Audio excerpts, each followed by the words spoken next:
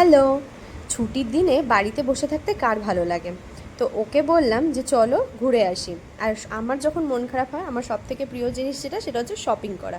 Shopping করতে আমি ভীষণ ভালোবাসি, তো তার জন্য কিছু জিনিসপত্র দরকারও ছিল শপিং করার। তো তার জন্য আমি চলে গেছিলাম।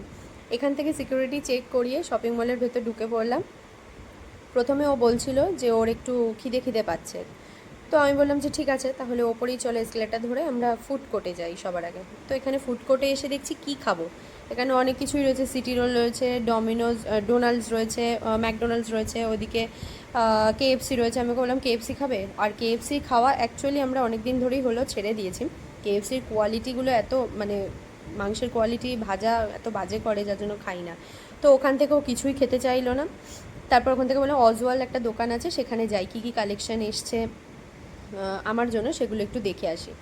বাবা, যা দেখলাম আমি ঢুকে, মা গো মা, কি জঘন্য কালেকশান, কি জঘন্য কালেকশান! আমার যে এত বাজে লেগেছে, মানে কি কিনবো এখান থেকে, একটা মানে কিনা কি হাত দিতে ইচ্ছা করছে না, এরকম অবস্থা।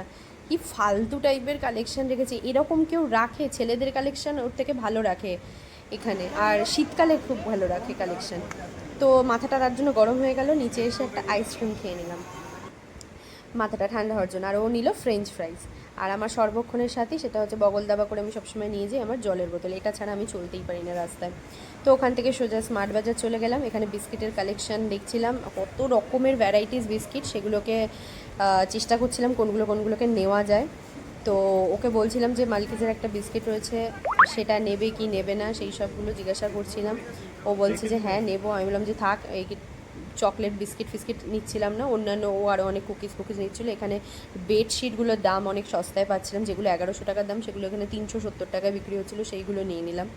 তো সব কিছু নেওয়ার পর যখন লাইন দিয়েছি, এক একজনের মানে লাইনে দেখছি 10-15 জন করে, এক একটা লাইন এরমভাবে দাঁড়িয়ে 7-8 জন করে, আর তাদের ওই মানে ট্রলি ভর্তি জিনিসপত্র।